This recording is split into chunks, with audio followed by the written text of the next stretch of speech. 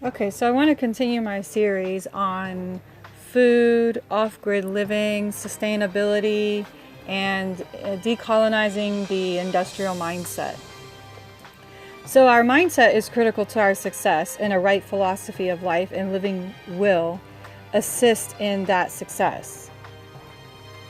The grid system of food production and distribution is no more reliable or safe than is the system of grid electricity or grid water. It is evident that the just-in-time system of large industrial farms, trucks, and grocery superstores has provided a mirage of what looks like success and prosperity. But if you'll remember that ancient Rome had a just-in-time food delivery system, and when things crashed, the people ended up eating each other.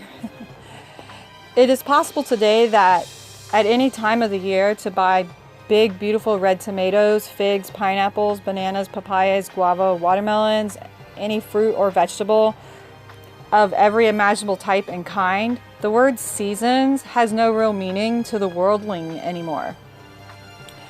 The ready, available, and inexpensive smorgasbord of goods might, even if we are not careful and aware, convince us that food is not a problem in America and that maybe it ought not to be up high on our list of important concerns.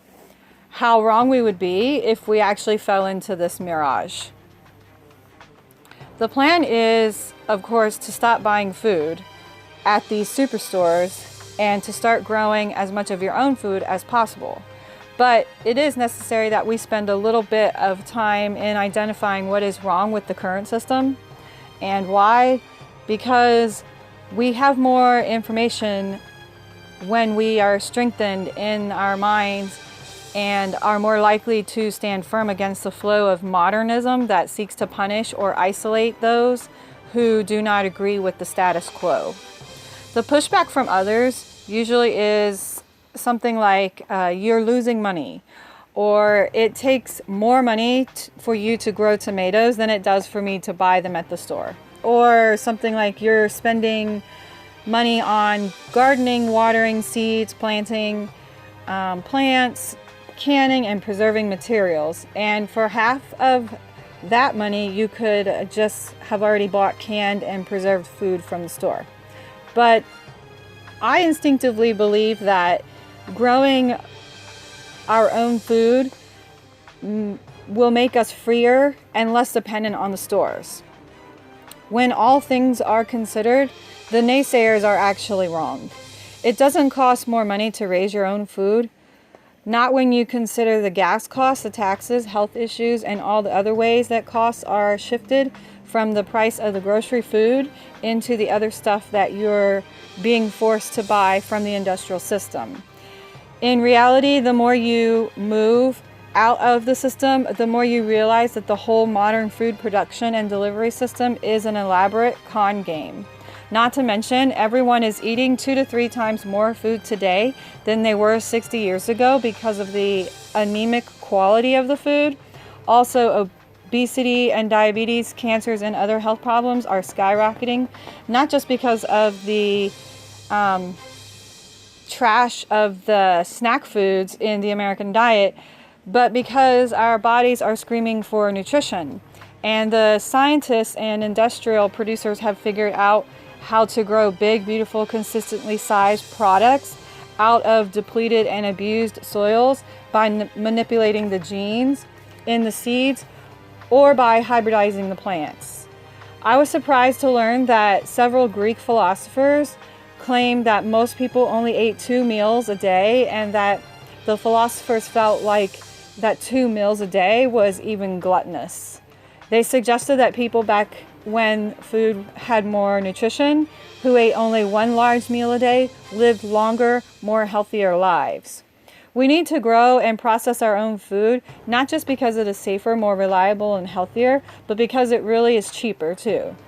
And when we look at the bounty that the world provides, that it is actually a hologram and not real at all. All free men and women ought to be working towards simplicity, self-sufficiency, and sustainability in our food supplies. This means that each family ought to focus on producing as much of their own food as possible. and at increasing that supply each year by learning better techniques, by learning new skills, by working harder, and by diversifying. We should be lowering our dependency on the industrial commercial food system starting immediately, and working to lower our dependence every year after that. Also, may I suggest that sometimes we do not know an enemy until we know what he has done or what he is capable of doing. And sometimes we misidentify our own problems and errors because we think we already know all of the relevant information. So many of God's parables and stories revolve around the growing and preparing food because so much spiritual truth can be derived from the holy process of doing it right. The bread of life is not genetically modified. Manna from heaven is not hybridized, sterilized, or enriched. If we want to reclaim our birthright and see our bodies and our land healed, it is necessary that the strongholds in our minds are overturned. We cannot continue to support industries that rape the land and destroy our soils. We cannot continue to participate in a system that rewards greed and elevates thieves. We cannot stand by and see animals abused, the land abused, our health abused, and our freedom abused, and God's creation abused without doing all that we are able to do to fight against it. Abuse is sin, plain and simple. Every time something is used for purposes other than what God intended that thing for, it is sin. Getting a right view and a right mind about food requires repentance first. We need to educate ourselves. Maybe you cannot grow a crop right now, but you can go to a farmer's market. Maybe you cannot start a garden right this minute, but you can seek out a local, organic, or natural grower or a neighbor and support their endeavors in growing gardens. Maybe you can't break free from the supermarket overnight, but you can get started, and you can get started today. Repentance in this case is about movement and direction. Okay, so hit the like button if you want to see more of these videos about our food systems. And that's it for now. Remember, a simple life is a beautiful life.